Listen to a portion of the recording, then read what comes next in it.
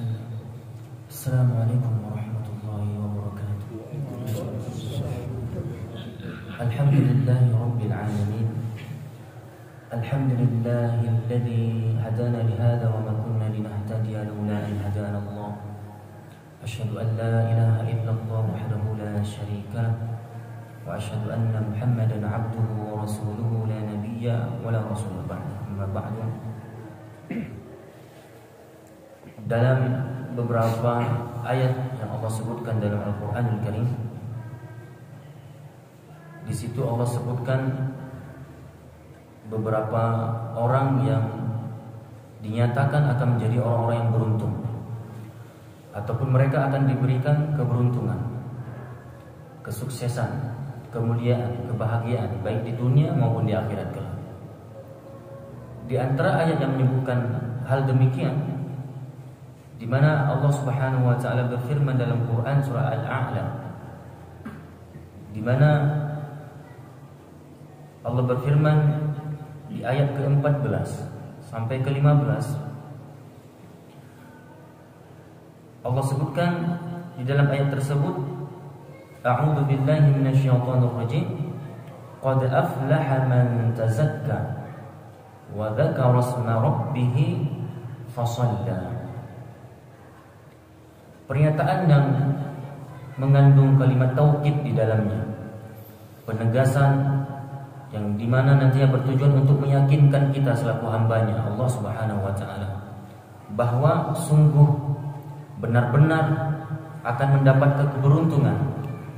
mendapatkan keberuntungan bagi siapa? Man tazakka, mereka orang-orang yang membersihkan diri. Membersihkan diri dalam artian apa? Mereka memurnikan iman kepada Allah Subhanahu wa ta'ala dengan tidak mencampurkan sedikit pun dari keimanan tersebut dengan nilai-nilai kesyirikan di dalam kehidupannya. Dia tidak melakukan perbuatan apapun yang berbau syirik. Dia bersihkan diri dari syirik. Ada yang menafsirkan juga man tazakka di sini adalah orang yang membersihkan diri dari kezaliman, dari akhlak yang tercela, dan kedua-duanya benar. Dalam ayat ini berarti sebuah tuntutan bagi kita selaku hamba-Nya Allah Subhanahu wa taala untuk senantiasa di dalam hidup ini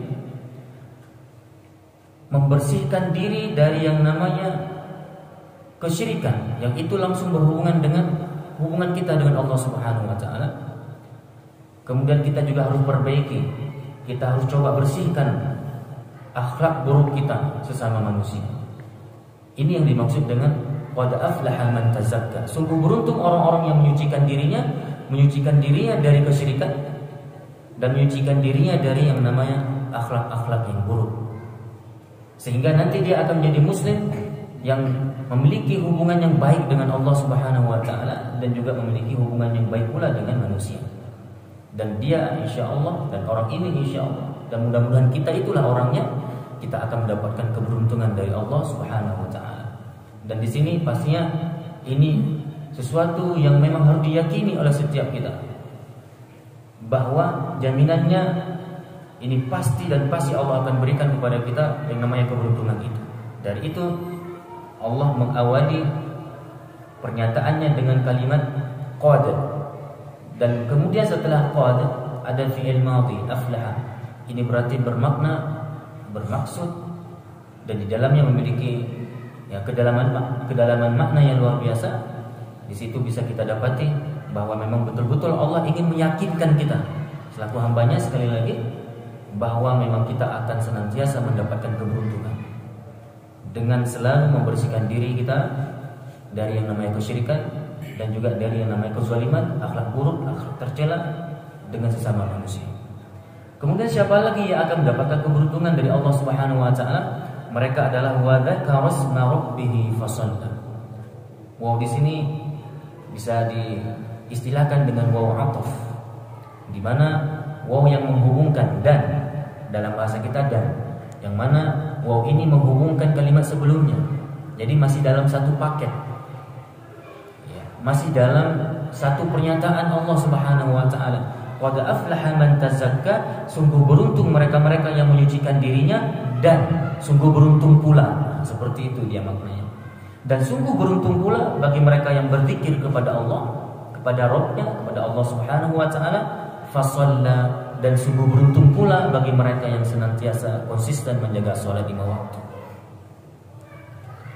Saudaraku yang dirahmati Allah Subhanahu wa taala, di sini disebutkan berarti 3 orang yang dijamin keberuntungan. 3 orang yang akan mendapatkan al-falah. 3 orang yang akan mendapatkan kesuksesan hidupnya, kemuliaan dan kebahagiaan, itu baik di dunia ataupun di akhirat. Pertama adalah orang yang selalu membersihkan diri. Yang kedua orang yang berzikir. Berzikir di sini apa? Nanti para ulama juga banyak menafsirkan makna zikir di sini.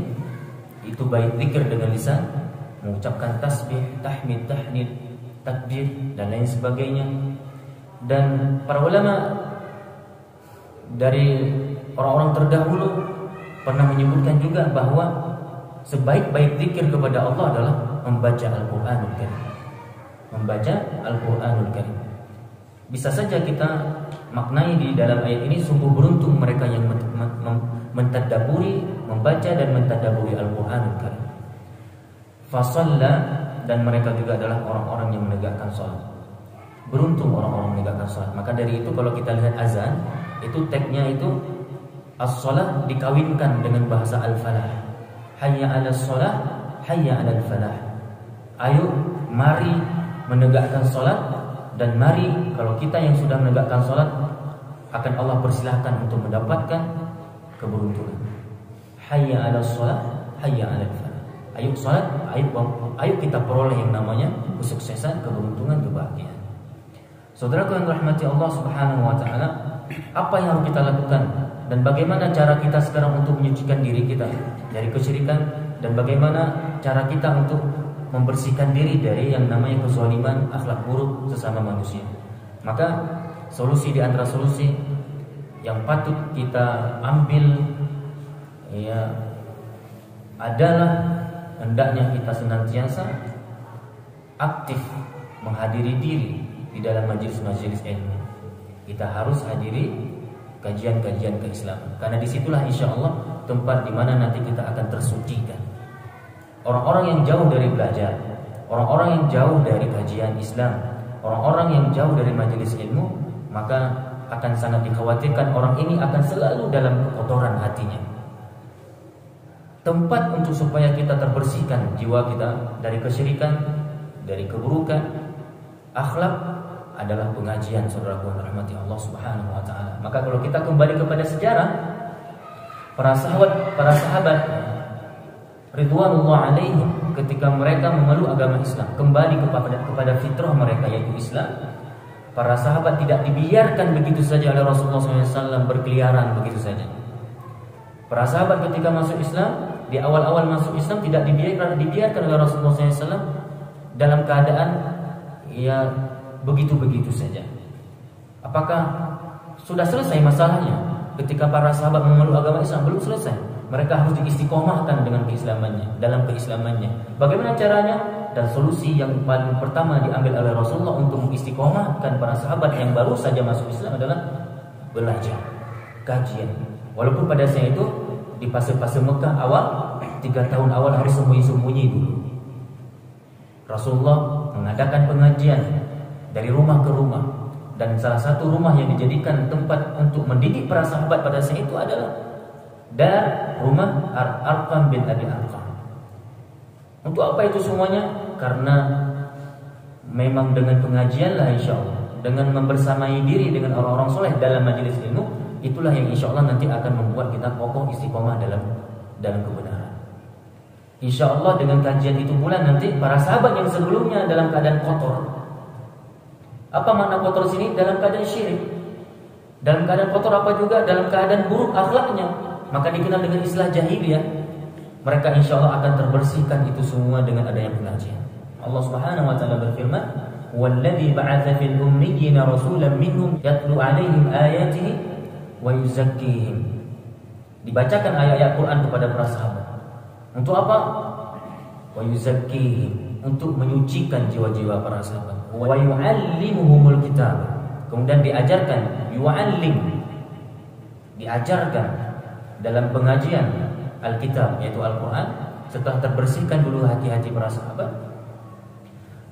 wal hikmah, kemudian juga diajarkan sunnah.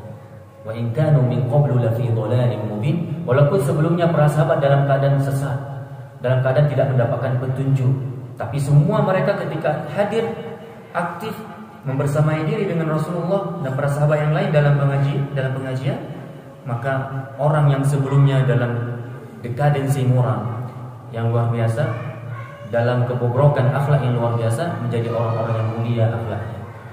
Apa penyebabnya? Apa solusi yang mereka lakukan? Yang mereka ambil? Mereka siap untuk dibina. Dan Rasulullah pun sangat siap untuk membina para sahabat. Karena dengan pembinaan, dengan pengajianlah insya Allah kita akan terbersihkan dari segala keburukan, dari kotoran yang berupa syirik dan kezaliman, akhlak buruk sama manusia. Wallahu a'lam bishawab. Jadi saudaraku yang dirahmati Allah Subhanahu wa taala, kalau memang kita bercita-cita dan ini memang harapan kita semua selaku kita seorang beriman kepada Allah Subhanahu wa taala, orang-orang beriman itu pasti sangat ingin menjadi orang yang beruntung dunia dan akhirat. Nah, apa yang harus kita lakukan supaya kita menjadi orang yang beruntung? Allah telah katakan, hendaknya kita sucikan jiwa kita, hendaknya kita berzikir kepada Allah, ya, dan kemudian menegakkan salat lima waktu. Subhanakallahumma wa bihamdika asyhadu an la ilaha illa anta astaghfiruka wa atubu ilaik. Wassalamualaikum warahmatullahi wabarakatuh.